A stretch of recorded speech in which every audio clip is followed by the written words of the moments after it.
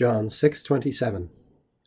Operamini non cibum qui perit, sed qui permanet in vitam aeternam, quem filius hominis vobis dabit, hunc enim pater signavit Deus.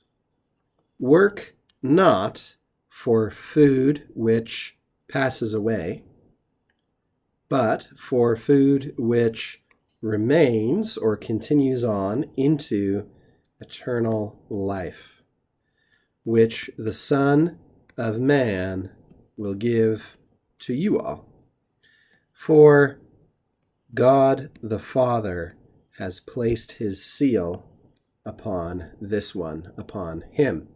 This verse follows on the meaning of the last one, where Jesus had said that the crowds had come not so much because he performed miraculous signs, but that they were continuing to follow him because they had just received a good meal at the feeding of the 5,000. And he goes on to talk about spiritual food, spiritual nourishment, following along this metaphor.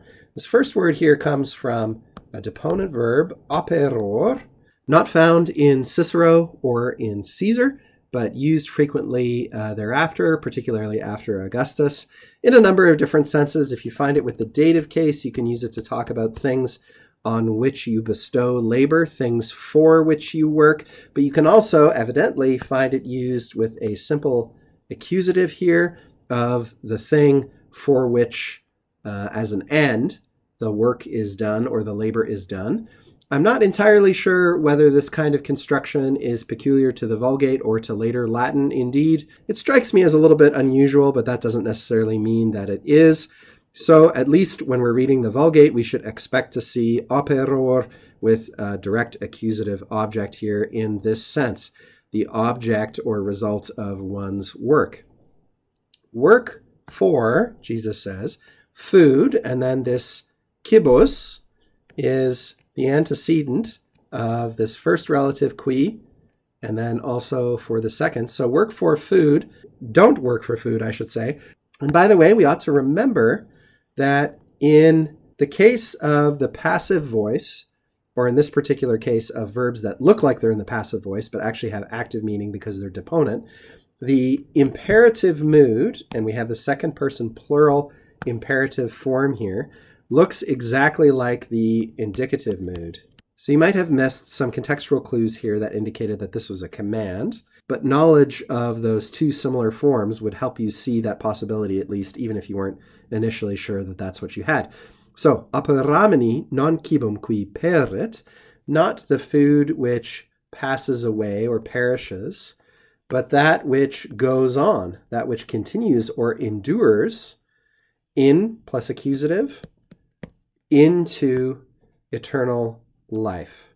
And we might remember here Jesus talking to the woman at the well about water welling up to eternal life, which is sort of a similar idea, which, now this refers still back to cibum, but now we can see that this noun, as we transport it into this further clause, is going to be the object of a verb to come, which is going to be dabit, which food, that is food of this type, which permanet in vitam aeternam, is going to be given to you. He will give it to you. Who will give it to you? Filius hominis, the Son of Man. This is a title from Daniel, of course, a very famous and theologically heavily freighted phrase by which Jesus described himself. He will give it to you all, plural, just as you all were addressed in this first imperative.